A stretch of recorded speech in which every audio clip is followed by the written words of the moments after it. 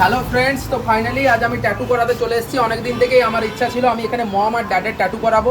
তো আমি আজকে চলে এসেছি ব্ল্যাক ইঙ্ক ট্যাটুতে।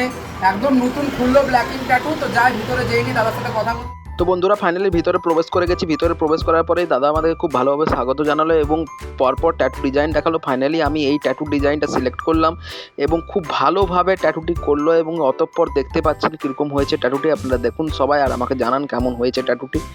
আমার তো অত্যন্ত পছন্দ হয়েছে। তারপরে দাদাও আমার কাছে রিভিউ নিয়েছে, সম্পূর্ণ ভিডিও দেখুন।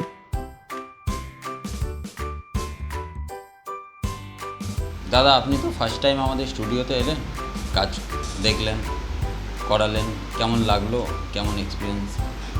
দেখুন, মানে বেসিক্যালি আমার এই ট্যাটু করানোটা প্রথমবারই করাচ্ছি। আচ্ছা। হঠাৎ করে আমি সিদ্ধান্ত নিয়েছি, কিন্তু ট্যাটুর বিষয়টা যেটা ছিল বিরাট পেনফুল হয় বা বিভৎস একটা ব্যাপার, আমার সেরকম কিছুই লাগলো না। খুব ভালো লাগলো আমার। অ্যাটলিস্ট এই যে ডিজাইনটা করেছে খুব আমার ভালো লেগেছে। ডিজাইনটা আমার মনের মতন পেয়েছি, জাস্ট এটুকুই আমি বলবো।